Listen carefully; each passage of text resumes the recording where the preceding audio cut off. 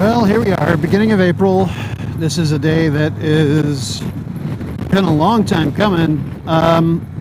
When you take into account everything, this time a year ago, everything was shut down. This would be an awful lot of traffic for this time a year ago. Actually, this is an awful lot of traffic for now. Anyway, but 3 weeks ago, my wife and I got our first Pfizer shots, and so today we are going to go get our second Pfizer shots. Sorry for the change in sound. It's a little warm. 79 degrees right now, which in stop and go traffic is a little problematic. I'm going to get over. So when we here in our county, and anybody who's in our county is going to know where I'm at, because this is a fairly recognizable downtown, at least one would hope. Beautiful downtown Cleburne, Texas. This is not where I live, but this is the county that I live in. And the county's vaccine hub is the Cleburne Conference Center. The volume changed. Close my visor again. And the reports were that from the Cleburne Conference Center near the end of February, that, in and out, 5 minutes in line, then you wait 15 minutes, and after you get your shot, after 5 minutes, you wait 15 minutes after you get your shot, and then you're gone. Well, when my wife and I came out 3 weeks ago, I guess word had gotten out, because it was about a 45-minute wait, which isn't bad. I mean, I'd been waiting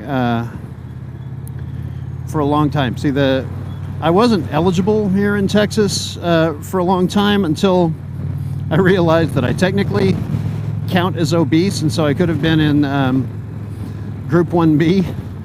But by the time I could get an appointment, it had opened up to other groups.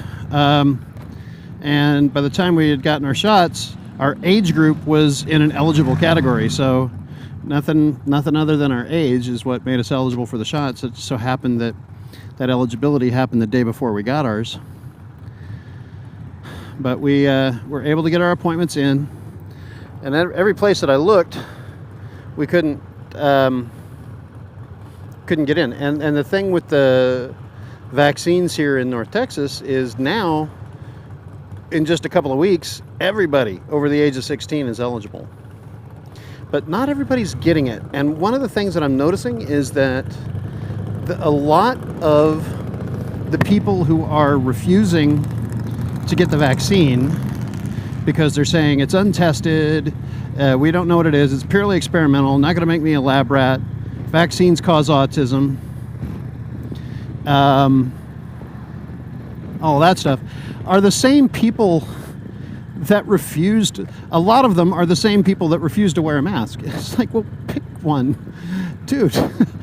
If you don't want to get the vaccine, then keep your mask on. If you want to be able to go around without wearing a mask, get your vaccine.